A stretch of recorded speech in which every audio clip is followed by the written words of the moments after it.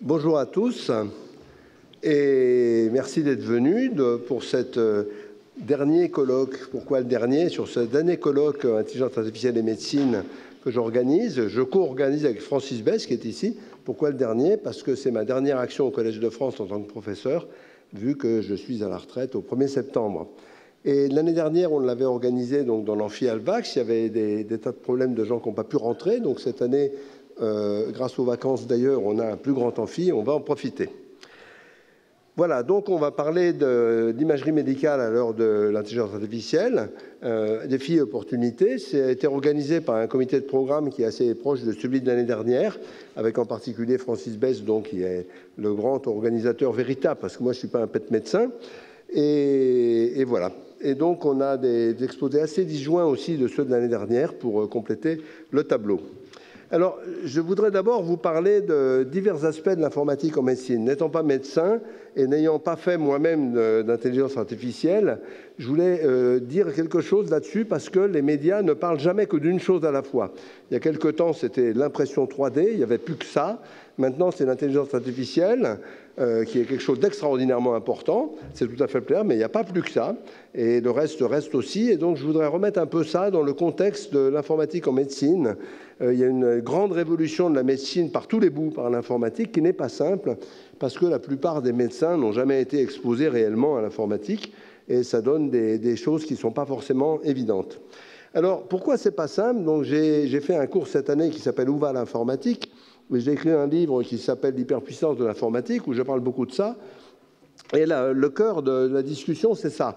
C'est que jusqu'à maintenant, je dirais jusqu'au début du 21e, pratiquement, pour le reste, pas pour les informaticiens, mais pour le reste du monde, le monde était formé, le monde scientifique et technique était formé de 3 éléments, connus des Grecs, la matière, l'énergie et les ondes. Ces 3 éléments sensibles. La matière et l'énergie, c'est tout à fait sensible, et les ondes, grâce aux vagues, c'est très très sensible, puis on s'habitue facilement. Et puis au 21e siècle est arrivé un intrus qui existait déjà, qui est l'information et l'algorithme. Alors l'information, ça existait en médecine, bien sûr. Des résultats d'analyse ou une prescription, c'est jamais que de l'information. Mais c'était considéré comme quelque chose d'humain. Et ce qui va changer énormément, et aujourd'hui en particulier, c'est que l'information n'est pas forcément générée par les hommes. Loin de là, la plupart de l'information sur la Terre est générée par des machines. Et la grande difficulté pour beaucoup d'acteurs, c'est que ce n'est pas du tout la même chose que la matière, l'énergie et les ondes. Oui, ah, il n'y a plus de projecteur. Voilà. C'est pas du tout la même chose que la... Pardon, ça avançait trop. C'est pas du tout la même chose que la matière, l'énergie et les ondes. Vous aurez, j'espère, en sortant de ce colloque, beaucoup d'informations, mais vous aurez perdu de l'énergie et vous pèserez moins lourd. Ça dépend du repas de midi, mais vous voyez, l'information, c'est pas du tout la même. Alors les gens ont du mal à s'habituer. Par exemple, ils disent combien pèse mon fichier. C'est une expression parfaitement idiote. Il pèse le poids du support sur lequel il est. C'est pas l'information qui pèse. Et puis ça se recopie parfaitement, ce qui va être fondamental en médecine. Ça se copie parfaitement dans le monde entier, ce qui va permettre de l'analyser. Pour la matière, c'est plus dur. Alors l'informatique, on la présente toujours comme formée de 4 piliers plus nous. Donc les 4 piliers, c'est données, algorithmes, programmes et machines. Il y a une confusion constante entre programme et algorithme. Ce n'est pas du tout la même chose. Un algorithme, c'est un objet mathématique conceptuel, si on veut. Un programme, c'est tous les détails qui font qu'une machine absolument stupide va pouvoir calculer. Et les machines d'intelligence artificielle utilisées actuellement sont exactement aussi stupides que les machines que j'utilise depuis que je suis petit. Et donc, l'intelligence ne vient pas de la machine, elle vient de ce qu'on met dedans, c'est-à-dire des programmes. Et les programmes sont assez différents, en fait, on va le voir, entre l'informatique classique et ce qu'on fait maintenant en intelligence artificielle. Alors, en fait, ce qui se passe beaucoup, c'est que c'est plus que nous. Et en particulier, ici, j'ai mis les voitures, qui vont être des grands pourvoyeurs d'informations, mais les appareils médicaux. Alors ici, vous voyez une IRM. Et une IRM, un appareil d'IRM, les gens pensent que... J'ai fait des enquêtes, les gens pensent que c'est l'appareil directement qui fabrique l'image. Évidemment, ce n'est pas vrai. L'appareil fabrique des données extrêmement compliquées et subtiles, et ce sont des algorithmes tout aussi compliqués et subtils qui fabriquent les images. Et maintenant, ça va être des algorithmes d'un autre type pour analyser ces images. Et c'est de ça qu'on va parler beaucoup aujourd'hui. Les produire et les analyser, ce n'est pas tout à fait le même problème.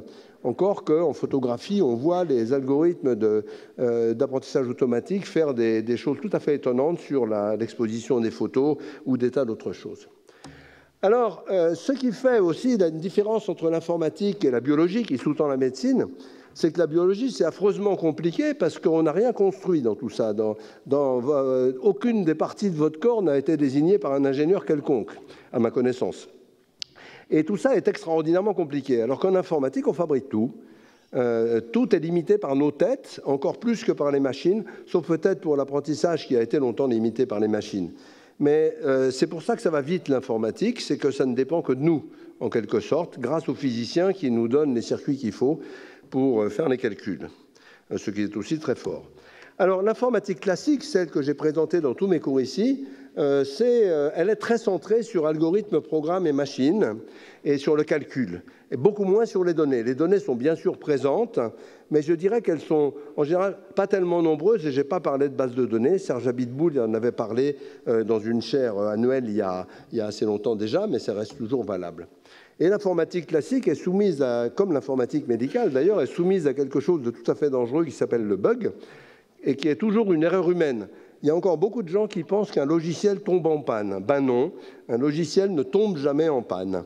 Un ordinateur tombe extrêmement rarement en panne et un logiciel, jamais. Par exemple, quand on me parle de la probabilité d'erreur d'un logiciel, je dis c'est 0 ou 1, soit il y en a, soit il n'y en a pas. Et les gens m'ont répondu des fois, dans des missions d'expertise que je faisais, oui, mais c'est idiot, la probabilité, c'est jamais 0 ou 1. Et je leur ai dit, mais quelle est la probabilité que le théorème de Pythagore soit vrai? Ils m'ont dit, c'est une question idiote. Je lui ai dit, non, c'est la même que pour le logiciel. C'est la même. Le logiciel, ce n'est pas un objet matériel. Ça ne tombe pas en panne. Donc, il faut le faire bien. Et ça va être vrai aussi dans tous les domaines. Alors, en médecine, où est-ce que ça intervient? D'abord, dans l'analyse d'image, bien sûr. C'est certainement rentré par là, avec les premiers appareils numériques. La collecte et l'analyse des données, le diagnostic, alors ça c'est plus compliqué, ça a été fait avec des systèmes experts, avec des succès mitigés. Maintenant ça change sur l'apprentissage, mais c'est pas simple le diagnostic en médecine, ça j'ai compris, en ayant subi un certain nombre personnellement. La modélisation et la simulation des organes et du corps, ça c'est un domaine assez fantastique, qui est un mélange de mathématiques et d'informatique. Par exemple, pour le cœur, il y a eu des grands programmes, on va voir ça tout à l'heure. La radiologie interventionnelle, bien sûr, où on opère sur image, au lieu d'opérer sur patient, on opère fondamentalement des images, si on veut, on opère sur l'information, le patient, on ne le voit pas.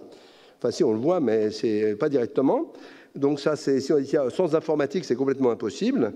Bon, les robots chirurgiens, la réalité virtuelle en chirurgie, qui commence à être utilisée sérieusement, etc. Mais aussi Internet. Et là, il y a beaucoup de retard. C'est assez rare de pouvoir écrire un mail à son médecin encore. Ça n'a rien de fréquent. Je peux vous le certifier pour avoir beaucoup essayé. Mais il y a aussi des réseaux de soins, des réseaux de malades, des réseaux de pratiquants, les informations médicales qui permettent à tout un chacun de lire de Vidal et d'attraper instantanément l'ensemble des effets secondaires marqués pour chaque médicament. Etc. L'instrumentation médicale, ça c'est vraiment important, parce que les problèmes de sécurité sont cruciaux à l'intérieur. L'appareillage des patients, donc des choses comme ce que j'ai dans les oreilles, ou les pacemakers que je n'ai pas encore, ou les pompes à insuline que je n'ai pas non plus, mais qui sont des choses qui ont fait des progrès absolument massifs avec le logiciel. Un appareil audio, ça ne marchait pas il y a 10 ans, il faut se rappeler. Maintenant, c'est fantastique. Voilà. Alors, il y a aussi la modélisation de la biologie. Là, j'ai mis simplement les protéines. Il y a énormément de travail là-dessus. Et pour ceux qui aiment le Collège de France, l'année prochaine, nous aurons un nouveau professeur sur la chaire informatique et sciences numériques INRIA, qui s'appelle Walter Fontana, et qui est un spécialiste de la modélisation des circuits cellulaires, des réseaux de protéines, la modélisation qualitative et quantitative de ce qui se passe dans notre corps dynamiquement. Et ça, c'est des sujets très nouveaux, super intéressants, qui ont un potentiel absolument énorme, mais qui sont complètement non triviales. Et on voit ici qu'une protéine, par exemple, c'est un objet fantastique au niveau de la géométrie. En chirurgie, par exemple, modéliser... Pourquoi est-ce que ça ne marche pas? Il y a encore une panne de projecteur, là.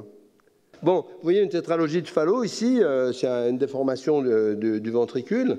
Et bien voilà, la chirurgie, c'est un point commun avec l'informatique, donc c'est couper-coller. Donc le principe de la chirurgie, c'est de couper et de recoller les deux bouts. Et le problème, c'est de savoir où coller. Et où coller, ben, ça se fait soit au pifomètre, soit par de la simulation, de façon, dans le futur, je ne sais pas comment c'est à l'heure actuelle, mais dans le futur, bien plus précise, parce que notre pifomètre est quand même relativement limité par rapport à la puissance de calcul. Et alors, ce qui est vraiment important à comprendre, parce que ça, c'est un principe fondamental de l'informatique, c'est que quand vous simulez le cœur, un avion ou quoi que ce soit, vous supprimez la matière, vous supprimez l'énergie, vous supprimez les ondes, et la seule chose qui vous reste, c'est l'information. Il faut de la matière, il faut un ordinateur, il faut de la matière, de l'énergie et des ondes pour simuler, mais elles sont universelles, c'est-à-dire avec le même ordinateur, vous pouvez simuler tous les phénomènes du monde.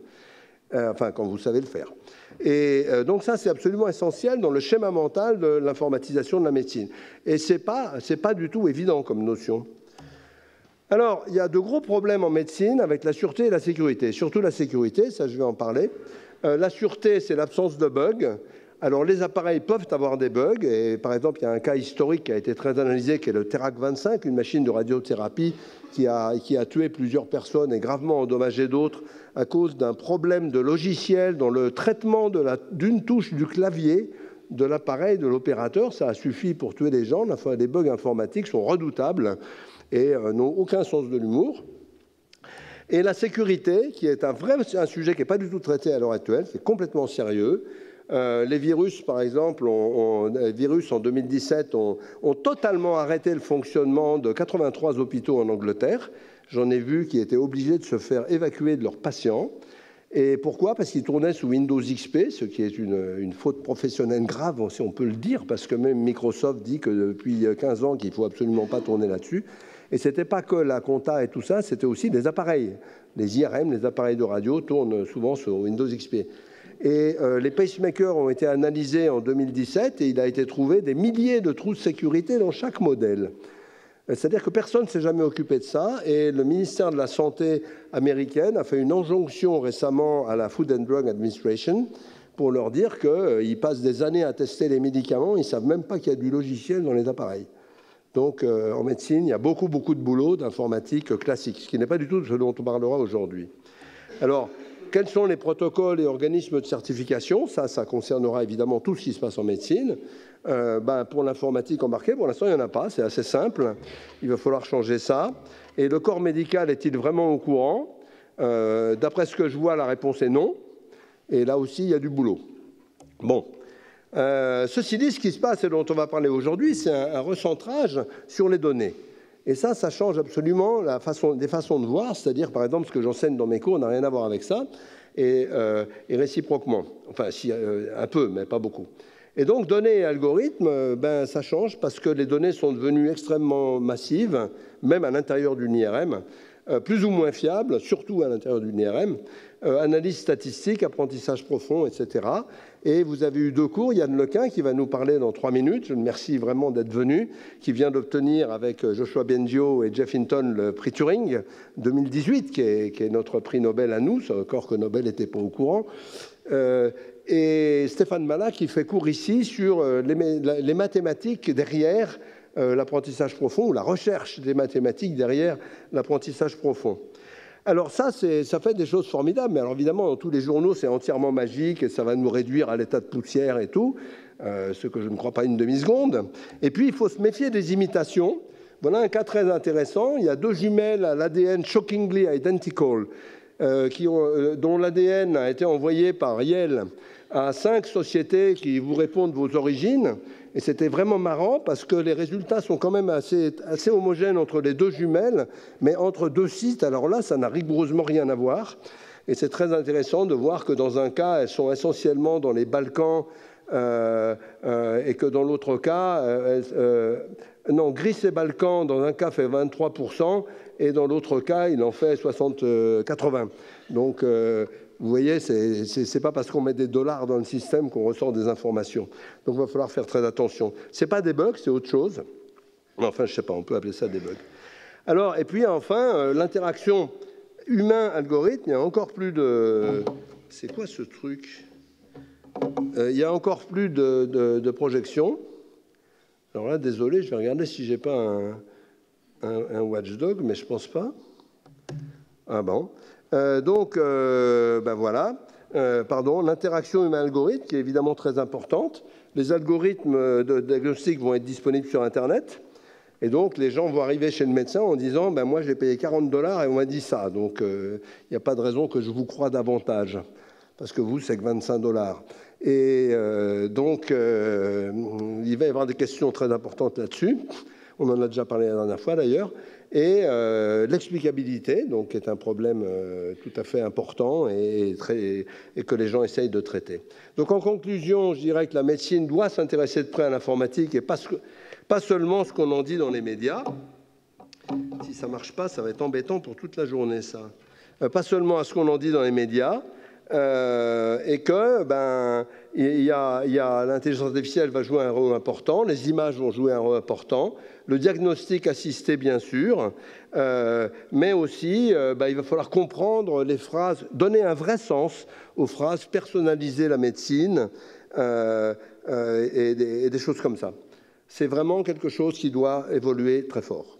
Voilà, je vous remercie et je passe le micro à Yann Lequin, qui nous fait l'honneur d'être là et qui va nous parler une petite dizaine de minutes sur on ne sait pas. Voilà, bon, ça marche. Encore une chance. Merci de faire une petite place. C'est un petit peu à brûle-pourpoint. Je passe à Paris et je suis un peu intéressé par l'imagerie médicale, bien que je n'y travaille pas personnellement. Mais il y a des mouvements intéressants dans le domaine de l'apprentissage profond qui, je pense, auront un gros impact dans le futur sur l'imagerie médicale. Et je voulais en parler un petit peu. Merci de me donner quelques minutes pour en parler. Alors, la plupart de ce dont on entend parler aujourd'hui quand on parle d'intelligence artificielle, ça veut dire le deep learning et surtout, ça veut dire l'apprentissage supervisé, c'est-à-dire la méthode par laquelle on entraîne une machine à produire une réponse pour une entrée donnée. Donc, ça marche très bien pour la reconnaissance d'images, pour la reconnaissance de la parole, pour la traduction, etc. À partir du moment où on peut collecter assez de données pour entraîner la machine, par exemple, à distinguer des images d'avions, de voitures, ça va. Mais il faut des milliers d'images, quelquefois des dizaines de milliers d'images de chaque catégorie. Et donc, dans le cas de l'imagerie médicale, pour la détection de tumeurs, par exemple, c'est un petit peu difficile de collecter assez d'images. Et en fait, ce qui limite un peu les progrès dans ce domaine-là, c'est l'acquisition des données et surtout leur disponibilité, étant donné que ce sont en général des données sensibles et privées. Alors, il y a beaucoup d'efforts de par le monde pour la collection de ce genre de données, mais il y a toujours des cas dans lesquels la distribution, on n'aura jamais assez de données en fait, pour entraîner ces modèles. Alors, donc, l'apprentissage supervisé marche bien, surtout en vision par ordinateur, où on a fait d'énormes progrès simplement ces dernières années à l'aide de l'apprentissage profond. Mais disons que l'avènement de l'apprentissage profond dans la vision par ordinateur date d'environ 2013. Les gens ont commencé à vraiment s'intéresser à la question en 2013, bien que les techniques, bien sûr, existent depuis très longtemps. Et depuis ce temps-là, il y a eu tellement de gens qui ont commencé à s'intéresser à la question qu'il y a eu d'énormes progrès très rapides. Je vais vous donner quelques exemples, donc pas dans le domaine de l'imagerie médicale au début, mais j'en parlerai un petit peu par la suite. Donc, par exemple, des systèmes qui peuvent non seulement reconnaître des objets dans les images, mais aussi détecter des objets multiples, détecter des instances multiples du même objet, de la même catégorie, et puis en fait étiqueter l'image complète, y compris la production de masques en fait, qui délimitent chacun des objets. Donc on appelle ça la segmentation sémantique ou la segmentation d'instances. Il y a plusieurs techniques pour ça. Les exemples que je vais vous montrer viennent de Facebook AI Research, un petit groupe en Californie qui travaille sur la vision. Donc ça combine des techniques. Une technique s'appelle MaskRCNN, qui est un réseau convolutif un peu modifié, et puis RetinaNet, qui est aussi une autre version, un autre type d'architecture de réseau convolutif.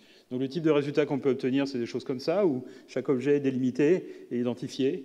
On peut aussi faire une boîte autour, mais ça c'est relativement simple. Les méthodes les plus récentes, en fait, peuvent aussi étiqueter les objets de fond, c'est ce que c'est de l'herbe, du ciel, etc. Donc ce qu'on appelle la segmentation sémantique panoptique. Donc ça marche vraiment bien. C'est pas parfait, hein, c'est loin d'être parfait, mais ça marche vraiment très bien. Il faut pas mal d'exemples d'apprentissage, mais c'est dans des limites raisonnables. Alors, ce genre de techniques un petit peu de ce genre-là peuvent être utilisées pour l'imagerie médicale. Donc ça, c'est tiré d'un article de certains de mes collègues à NYU, à l'école de médecine et dans le département d'informatique et le Center for Data Science, qui est un centre que j'ai créé il y a 6 ou 7 ans. Donc ça utilise une architecture particulière de réseau de neurones qu'on appelle UNet ou Feature Pyramid Network, enfin c'est un peu similaire, où l'image en fait est traitée par des couches successives de résolution de plus en plus faibles qui prennent un contexte de plus en plus important. Et puis ensuite, un autre réseau qui est un peu la structure inverse construit une image de même résolution que l'image d'entrée, mais qui contient un étiquetage de chacun des pixels avec la catégorie de l'objet auquel appartient le pixel. Donc si on a par exemple une image je pense que c'est un fémur, enfin ça doit être une hanche en IRM ici, ce genre de réseau peut produire des images de ce type-là où chacun des objets intéressants dans l'image est étiqueté avec une étiquette différente. Donc ça, c'est assez utile. En l'occurrence, les co-auteurs de l'école de médecine sont des rhumatologues. Un autre travail avec un petit peu la même équipe, ou disons c'est une grande équipe, là, beaucoup de gens qui sont à l'école de médecine de NYU et au département d'informatique et au Center for Data Science. Là, c'est une étude dans laquelle, je pense, ils utilisaient une des plus grosses bases de données qu'ils ont collectées eux-mêmes pour la détection de tumeurs dans les tumeurs du sein, de cancer du sein. Donc ça utilise une collection de techniques, toutes basées sur le deep learning et les réseaux convolutifs, une technique qui simplement classifie l'image globalement, c'est-à-dire on lui donne 4 images qui sont les 4 images de chacun des deux seins dans deux angles différents, et puis on l'entraîne simplement à donner une réponse globale, un score, est-ce que c'est bénin, malin, ou est-ce qu'il n'y a rien du tout. Et puis simultanément un autre réseau qui lui fait cette segmentation sémantique, c'est-à-dire qu'il essaie de localiser la tumeur en produisant une carte, une espèce de carte de chaleur, quoi, on appelle ça comme ça. Donc c'est des travaux très récents. Ils ont aussi complètement distribué le code pour faire ça et la base de données qu'ils ont utilisée pour l'entraînement. Donc c'est très utile parce que ça permet à d'autres gens en fait, non seulement de reproduire les résultats, mais peut-être d'améliorer les méthodes. Donc ça c'est quelque chose qui est assez fréquent en fait maintenant dans le domaine du deep learning où les gens partagent leurs données et leur code. C'est pas encore très répandu dans le domaine de la médecine bien sûr à cause en particulier de données privées, mais aussi un peu de l'habitude des gens qui sont un petit peu protecteurs de leurs données. Là, en l'occurrence, je pense qu'il y a beaucoup d'espoir de progrès rapide s'il y a plus de partage en fait, dans les données et dans les méthodes. C'est ce genre de carte que produit le système. Ce que vous voyez ici, c'est deux panneaux qui correspondent à deux cas différents. La colonne de gauche correspond à l'étiquetage qui a été produit par plusieurs experts humains. Je pense qu'ils avaient 14 radiologues. Et puis, une espèce de carte produite par la machine qui est au milieu. Et puis, enfin, les 2 cartes produites par la machine. Une qui est une espèce de carte en vert, là, qu'on voit, qui indique les zones qui sont bénignes. Et puis une autre qui est plutôt en rouge, qui indique les zones qui sont possiblement malignes. Et puis en combinant un peu ces scores, on arrive à identifier les endroits qui sont suspects. Donc là, en l'occurrence, sur la partie sur le cas de gauche, ce qui est indiqué en jaune est une tumeur bénigne que le système détecte et identifie comme une tumeur maligne possible, mais sans vraiment être très sûr. Et puis à droite, il y a en fait 2 tumeurs, une bénigne et une maligne, et qu'on voit en haut, on en voit une des 2 en bas, et qui sont détectées aussi de manière un petit peu, disons, il n'y a pas une grande confiance sur la détection. Mais ce système marche relativement bien, en ce sens que quand il est combiné avec un expert humain, la fiabilité est supérieure au système automatique par lui-même ou à l'expert humain par lui-même, ou par elle-même.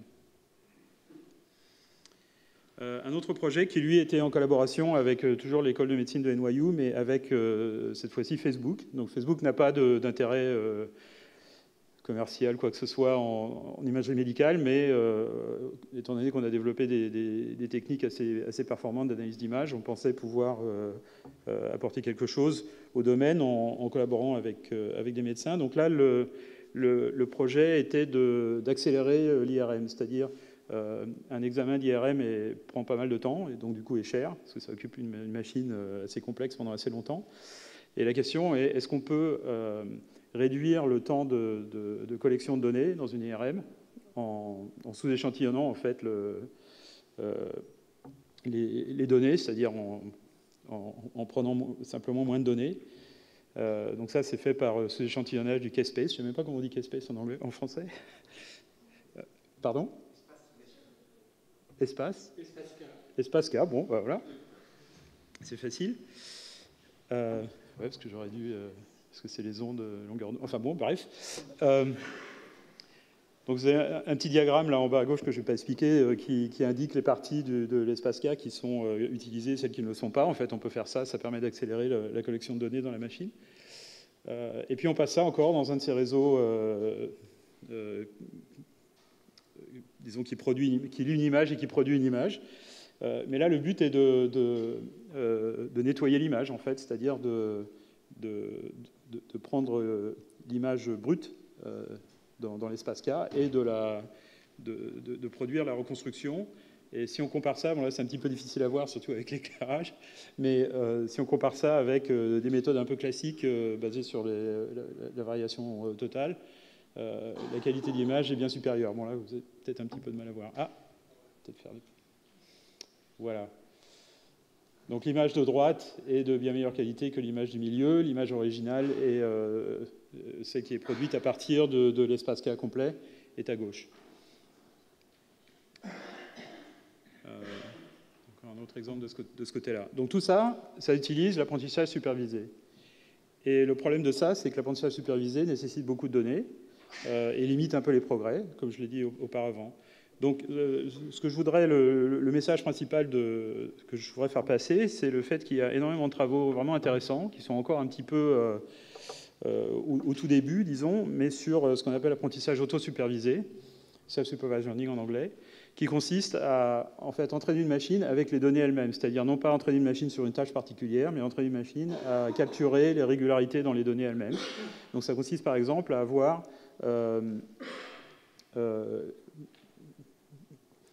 une donnée unique, disons un segment vidéo ou une image en 3D d'une IRM ou quelque chose comme ça, et de supprimer une partie de ces données et d'entraîner la machine à prédire la partie supprimée de la donnée à partir de celle qu'on observe. Et ça permet à la machine en fait de capturer les régularités internes des données. Et ça utilise beaucoup plus de données en fait que simplement une tâche particulière de classification en 2 ou 3 classes, comme c'est le cas dans la détection de tumeurs. Donc en fait, les systèmes d'apprentissage de ce type-là marchent beaucoup mieux quand on leur fait prédire plus de choses que simplement une classe par image. Il y a besoin de beaucoup moins d'images pour que ça fonctionne.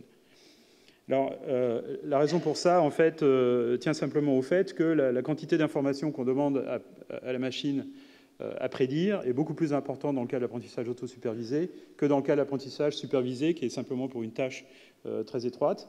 Là, on lui demande de prédire énormément d'informations qui seraient, par exemple, les trames futures d'une vidéo à partir du passé, ou qui seraient la partie gauche de l'image à partir de la partie droite, ou la couleur à partir du noir et blanc, etc. Alors, ce genre de technique d'apprentissage auto-supervisé fonctionne extrêmement bien en traitement de la langue naturelle. La technique standard, maintenant, qui est devenue standard, en fait, c'est mois dernier, parce que les techniques apparaissent très récemment, mais elles sont capturées instantanément par la communauté si elles marchent bien. Donc, une technique, par exemple, qui s'appelle BERT, qui vient de Google, pour entraîner un système de reconnaissance de traitement de la langue naturelle, comme par exemple la traduction, des choses comme ça, consiste à prendre un segment de texte. On a un corpus de texte assez énorme. On prend un segment d'un millier de mots, par exemple. On enlève 15% ou 20% des mots et on entraîne un grand réseau de neurones multicouches à prédire les mots qui manquent. Donc il n'y a aucune tâche à accomplir, simplement reproduire ou reconstruire la partie des données qui a été retirée. Et le système, de ce fait, s'entraîne à capturer en fait la structure interne du domaine. Et donc ensuite, ce qu'on peut faire, c'est prendre les représentations internes apprises par le réseau de cette manière comme entrée d'un système qui lui-même est supervisé pour faire, par exemple, de la traduction ou la classification de texte ou quelque chose comme ça. Alors la question, c'est peut-on reproduire ces résultats-là dans le domaine de l'image? Et la réponse, pour l'instant, est pas vraiment. Il y a des travaux sur la question, donc par exemple, qui consistent à entraîner un système avec des images en noir et blanc et l'entraîner à prédire la couleur. Donc le système doit un peu comprendre ce qui se passe dans l'image pour pouvoir prédire la couleur. Évidemment, on a des données à n'en plus finir pour entraîner ce système-là. Il y a d'autres techniques pour lesquelles je ne vais pas rentrer dans les détails. Ça marche un peu, mais pas vraiment très bien encore. Ça marche un petit peu mieux dans le domaine de l'audio. Donc il y a des travaux très très récents, en fait, qui sont peut-être même pas encore publiés, qui consistent à entraîner un système qui fait la reconnaissance de la parole, en fait, à prédire des segments de parole très similaires au système de traitement de la langue naturelle, dans lequel on retire des segments du signal et on entraîne le système à prédire ces segments qui manquent. Donc ce n'est pas du tout un problème de reconnaissance de la parole. Mais ensuite, on utilise les représentations ou le réseau pré-entraîné de cette manière-là pour initialiser un réseau qui, lui, fait la reconnaissance de la parole et les performances sont améliorées. Donc tout ça, c'est très prometteur. Il y a beaucoup de travaux sur la question et je pense que ça va avoir un gros impact sur l'imagerie médicale parce que ça va permettre d'entraîner des systèmes à comprendre ce qu'il y a dans les données sans vraiment les entraîner à une tâche particulière et donc par la suite à nécessiter beaucoup moins de données quand on voudra les entraîner pour une tâche particulière. D'autres exemples de travaux dans le domaine qui consistent à faire ce qu'on appelle du in-painting, donc à supprimer une partie d'une image et puis entraîner un système en fait, à prédire ce qui se passe dedans. C'est un petit peu le même problème dont j'ai parlé précédemment pour la reconstruction d'IRM à partir d'images sous-échantillonnées. Donc voilà, beaucoup de travaux sur la question, sur la prédiction vidéo, qui sont un petit peu sur la même chose. Ça utilise des modèles qu'on appelle les modèles génératifs, en particulier un type de modèle génératif qui s'appelle des modèles génératifs à variable latente, et en particulier ce qu'on appelle les GAN, les Generative Adversarial Networks. Donc tout ça, c'est très prometteur, il y a beaucoup de travaux sur la question. C'est encore un petit peu primitif, mais je pense que d'ici 5 ans, ou d'ici même moins que ça, il y aura beaucoup d'applications dans ce domaine-là dans l'imagerie médicale. Voilà, merci.